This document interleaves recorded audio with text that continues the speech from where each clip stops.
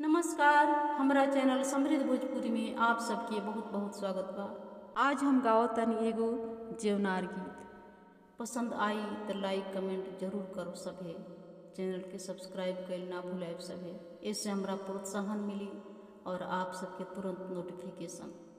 सखिया जो जनकपुर में राम राजा के बाग में बगिया में आईली सिया बैदी बगिया में आईली सिया बैदी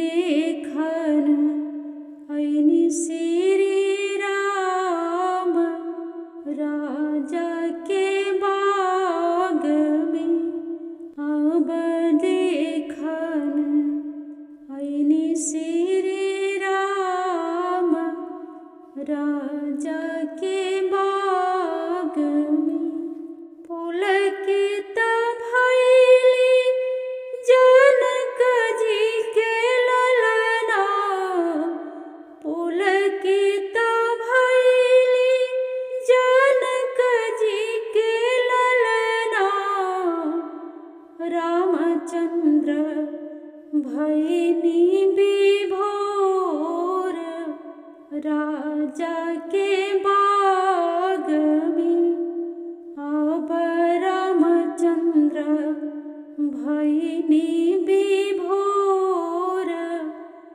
राजा के बाग में नैन समैली जनक जी के ललना नैन समैली जनक जी के ललना हृदय समैनी श्री राम राजा के बाग में अब हृदय समैनी श्री राम राजा के बाग में कैसन बाड़ी सिया बैदी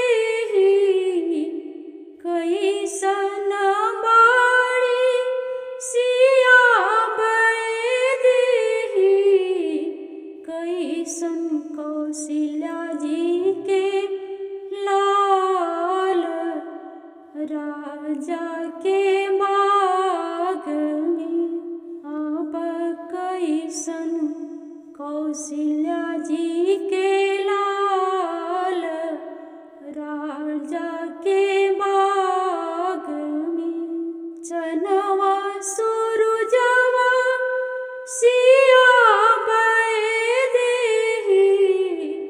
चनवा सूरजवा जनक जी के ललना अनुपम कौशल्या जी के लाल राजा के बाग में अब अनुपम कौशल्या जी के लाल राजा के बाग में सखिया जो जनकपुर में